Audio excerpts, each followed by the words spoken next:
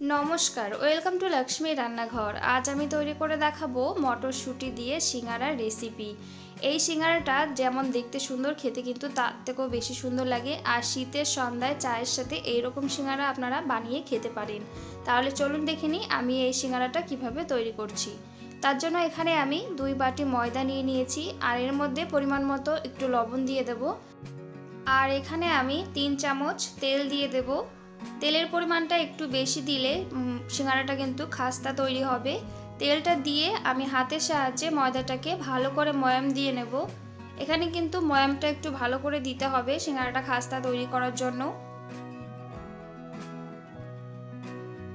আমি ভালো করে ময়াম দিয়ে নিয়েছি। দেখুন মুঠো পাকালে কেমন মুঠ হয়ে যাচ্ছে, আবার ভাঙলে কিন্তু ভেঙে যাচ্ছে। এইভাবে ময়ামটা তৈরি করে নিতে হবে। আমি এখানে ফ্লেভারের জন্য একটু কালো জিরাটা ব্যবহার করছি। আপনারা চাইলে এটার পরিবর্তে আজওয়াইন বা দুটোই স্কিপ করতে পারেন। এবার আমি এর মধ্যে অল্প অল্প জল দিয়ে আমি কিন্তু একটা শক্ত ডো তৈরি করে নেব। সিঙ্গারার যে ডোটা তৈরি হবে সেটা কিন্তু একটু শক্ত তৈরি করতে হবে। আমরা নর্মালি যে রুটিটা তৈরি করি ঘরে, তার থেকে সামান্য একটু শক্ত করে এই ডোটাকে তৈরি করে নিতে হবে। অল্প অল্প জল দিয়ে ডোটাকে তৈরি করতে হবে, নাহলে কিন্তু নরম হয়ে যেতে পারে। দেখুন আমি কিন্তু ডোটাকে ভালোভাবে তৈরি করে নিয়েছি, আর এটা কতটা শক্ত করে তৈরি করেছি এই দেখুন। এবার এটাকে ঢাকা দিয়ে আমি 10 থেকে 15 মিনিটের জন্য রেখে দেবো। ততক্ষণে আমরা পুরটা তৈরি করে নেব। এখানে আমি একটা মিক্সি বাটিতে 1 বাটি দিয়ে দিলাম মটরশুঁটি, আর এখানে 4-5টা কাঁচা লঙ্কা দিয়ে দিয়েছি। ঝালটা কিন্তু আপনারা আপনাদের পরিমাণ মতোই দেবেন। এবার আমি একটা দারদারাসা এরকম একটা পেস্ট করে নিয়েছি আমি। এবার একটা কড়াই নিয়ে নিয়েছি। কড়াইতে আমি এখানে 1.5 টেবিল স্পুন তেল দিয়ে দেব। এবার তেলটাকে নাড়াচাড়া করে একটুখানি গরম করে নেব। তেলটা যখন গরম হয়ে যাবে তখন এখানে 1/2 টিস্পুন পাঁচফোড়ন দিয়ে দেবো। সিঙ্গারার মধ্যে কিন্তু পাঁচফোড়নের যে গন্ধটা সেটা কিন্তু খুবই ভালো লাগে। তারপরে যে পেস্টটা করে রেখেছি মটরশুঁটির, সেই পেস্টটা আমি দিয়ে দেবো এর মধ্যে। পেস্টটা দিয়ে ভালো করে নাড়াচাড়া করে নেব একটুখানি।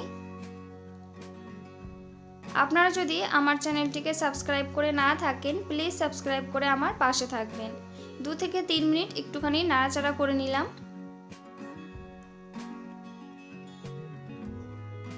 এবার এর মধ্যে দিয়ে দেব 1/2 টিস্পুন আদা বাটা, আর স্বাদ অনুসারে এখানে লবণ দিয়ে দেব। আর দিয়ে দেব পরিমাণ মতো হলুদ, সামান্য পরিমাণে জিরে গুঁড়ি দেবো। এখানে আমি 1/2 টিস্পুন দিয়েছি জিরে গুঁড়ি, আর 1/2 টিস্পুন লাল লঙ্কার গুঁড়ি দিয়েছি। ঝালটা কিন্তু বুঝে দেবেন, যেহেতু আগেও কাঁচা লঙ্কাটা ব্যবহার করেছি। এবার আমি সবকটা উপকরণ ভালো করে নাড়াচাড়া করে নেব। এখানে আদার কাঁচা গন্ধটা যাওয়া অবধি আমি এটাকে একটুখানি নাড়াচাড়া করে নেব। এবার এটাকে ঢাকা দিয়ে 2 থেকে 3 মিনিট ভালোভাবে হতে দেব। 2 থেকে 3 মিনিট পর ঢাকাটা আমি তুলে নেব। মটরশুঁটিটা কিন্তু ভালোভাবে রান্না হয়ে গেছে। আমি তাও আরও নাড়াচাড়া করে 2 থেকে 3 মিনিট একটু নাড়াচাড়া এর মধ্যে করে নেব। 2 থেকে 3 মিনিট হয়ে গেছে, আমি ভালো করে এটাকে ভেজে নিয়েছি। এবার এর মধ্যে আমি ছোট সাইজের 2টো আলু, সিদ্ধ করে আলু আমি এর মধ্যে হাত দিয়ে এইভাবে একটু ভেঙে দিয়ে দেব। এই সিদ্ধ করা আলুটা দিলে কিন্তু এর পুরের যে টেস্টটা সেটা কিন্তু আরও সুন্দর, আরও বেশি ভালো লাগবে খেতে। আলুটা দিয়ে আমি ভালো করে নাড়াচাড়া করে নেব। এইভাবে একবার মটরশুঁটি দিয়ে সিঙ্গারা তৈরি করে খেয়ে দেখুন, খেতে কিন্তু খুবই ভালো লাগে। শীতের সন্ধ্যায় এরকম চায়ের সাথে কিন্তু আপনারা এই রেসিপিটি তৈরি করে খেতে পারেন। আমি ভালো করে নাড়াচাড়া করে মটরশুঁটির সাথে আলুটাকে মিশিয়ে নিয়েছি।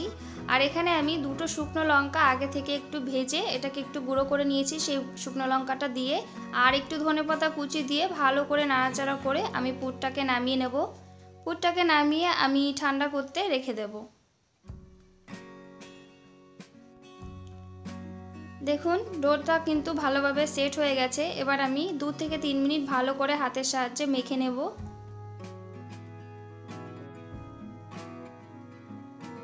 আমি একটা চপিং বোর্ডের উপর নিয়ে এটাকে ভালো করে একটু মেখে নেব।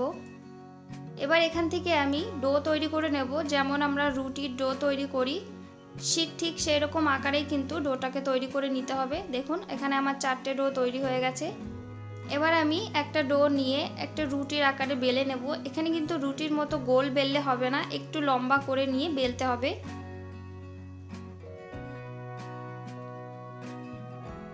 ডোটার মধ্যে কিন্তু না তো তেল না তো গুঁড়ি আটা কোনো কিছু দেওয়ারই কিন্তু দরকার নেই। দেখুন আমি লম্বা করে একটু বেলে নিয়েছি। এবার এটা আমি মাঝখান থেকে এইভাবে কেটে নেব। আর এটা কিন্তু আমি একটু মোটা করে বেলেছি, এটা বেশি পাতলা করে বেললে কিন্তু সিঙ্গারাটা বেশি ভালো হবে না খেতে। এবার আমি একটুখানি জল লাগিয়ে নেব এক পাশে। জলটা লাগিয়ে নিয়ে ঠিক এইভাবে করে আমি সিঙ্গারার যে শেপটা হয় সেই শেপে মুড়ে নেব। আর হাতের সাহায্যে কিন্তু এটা ভালো করে চেপে দিতে হবে, নাহলে তেলে দিলে কিন্তু পুরটা বেরিয়ে আসতে পারে। এবার যে মটরশুঁটির যে পুরটা তৈরি করে রেখেছি সেটা এর মধ্যে দিয়ে দেব। আপনারা আপনাদের পছন্দ মতো কম বেশি করে পুরটা ভরে দিতে পারেন, তবে সিঙ্গারা যেহেতু বাড়ি তৈরি করছি সেহেতু একটু বেশি করে পুর দিলেই কিন্তু ভালো লাগে খেতে। এবার সাইড দিয়ে কিন্তু আমি জল দিয়ে মুখটাকে ভালো করে বন্ধ করে দেব। একটু চেপে চেপে বন্ধ করে দিতে হবে, নাহলে কিন্তু বেরিয়ে যেতে পারে। দেখুন তৈরি হয়ে গেছে একটা। আমি আরও একটি তৈরি করে দেখাচ্ছি। দেখুন প্রথমে একটু জল লাগিয়ে নিয়ে এইভাবে মুড়ে সিঙ্গারার শেপটা দিয়ে নেব। ভালো করে কিন্তু চেপে দিতে হবে। এবার এর মধ্যে পুর দিয়ে দেব। এবার উপর দিয়ে জলটা দিয়ে মুখটাকে ভালো করে বন্ধ করে দেব।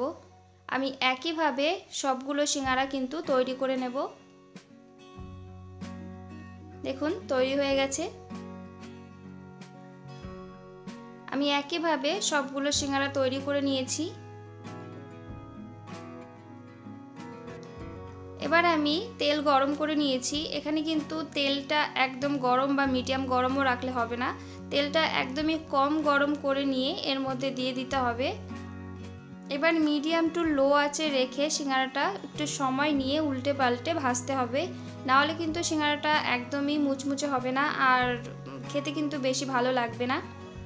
এক পাশ হয়ে গেলে অপর পাশটা উল্টে দেব। এবার এইভাবেই উল্টে পাল্টে মিডিয়াম টু লো আঁচে রেখে আমি সিঙ্গারাটাকে ভালো করে ভেজে নেব। দেখুন আমি কিন্তু ভালো করে উল্টে পাল্টে ভালো করে ভেজে নিয়েছি। কালারটা কিন্তু চলে এসেছে, আমার সিঙ্গারাটা ভাজা হয়ে গেছে। এবার আমি সিঙ্গারাগুলোকে তুলে নেব। কত সুন্দর হয়েছে দেখুন।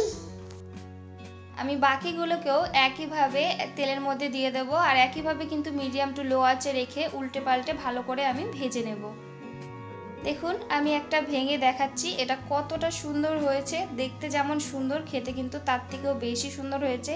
এটা আপনারা সস বা যে কোনো কিছুর সাথেই কিন্তু খেতে পারেন। তৈরি হয়ে গেছে মটরশুঁটির সিঙ্গারা। আপনাদের রেসিপিটি কেমন লাগলো অবশ্যই কমেন্ট করে জানাবেন। ভিডিওটি ভালো লাগলে লাইক কমেন্ট শেয়ার এবং সাবস্ক্রাইব করে আমার পাশে থাকবেন। এই শীতের সন্ধ্যায় একবার হলেও তৈরি করে খেয়ে দেখবেন, আশা করি অনেক ভালো লাগবে।